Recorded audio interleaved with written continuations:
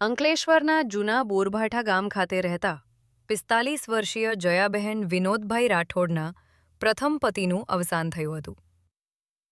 ત્યારબાદ તેઓ 3 સંતાનોની માતા હોવા છતાં ફળિયામાં જ રહેતા રામસિંગ ઉર્ફે રાયસિંગ વસાવા સાથે છેલ્લા કેટલાક વર્ષોથી લિવ ઇન રિલેશનમાં રહેતા હતા.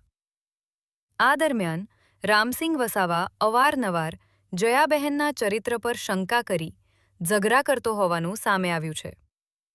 ગઈકાલે પણ બંને વચ્ચે ઉગ્ર ઝઘડો થયો હતો, જેમાં રામસિંગે લાકડી વડે જયાબહેન પર હુમલો કરી ગંભીર ઈજાઓ પહોંચાડી હતી.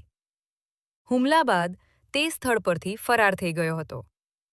ગંભીર ઈજાના કારણે જયાબહેન લોહીલુહાણ હાલતમાં પડી રહ્યા હતા અને તેમનું ઘટના સ્થળે જ મોત નીપજ્યું હતું. પાડોશીઓ અને પરિવારજનો દ્વારા ઘટનાની જાણ કરવામાં આવતા શહેર એ ડિવિઝન પોલીસ મથકનો કાફલો સ્થળ પર પહોંચ્યો હતો.